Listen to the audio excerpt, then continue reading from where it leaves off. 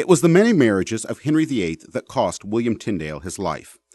Before becoming Henry's queen, Catherine of Aragon had been Henry's sister-in-law, which was bound to have led to some awkward family reunions. In any case, Catherine had not provided Henry with a son.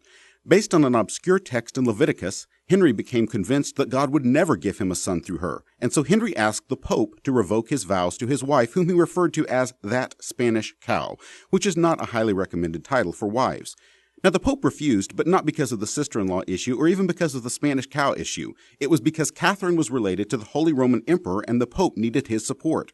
Still, Henry VIII got what he wanted, which happens quite often when you're a king.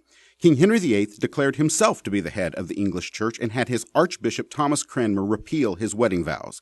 Then he married Anne Boleyn. Chancellor Thomas More rejected this new arrangement, so Henry had him beheaded. The capacity to remove the heads of people you disagree with is yet another of the many perquisites of being the king. And so in the words of one of Henry's jesters, Chancellor More became Chancellor no more. So how did all of Henry's marriage problems affect William Tyndale? Well, one of Tyndale's writings had denounced Henry's disposal of Catherine. A friend betrayed Tyndale, and William Tyndale was captured, strangled to death, and burned. Tyndale's last words before being strangled were, "Lord, open the King of England's eyes." God answered Tyndale's prayer. In 1538, Henry approved the Matthew's Bible, a completed edition of Tyndale's work. The next year, the king placed a Great Bible, a revised edition of the Matthew's Bible, in every English church. But England's religious conflicts were far from over. When Mary, Henry's daughter by Catherine, took the throne, she swung the English church back toward Roman Catholicism and killed 300 Protestants in the process, earning the name Bloody Mary and the dubious distinction of being the only British monarch ever to have an alcoholic beverage named after her.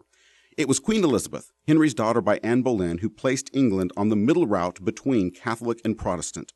She refused the title Supreme Head of the Church, and yet she also rejected the Pope's power.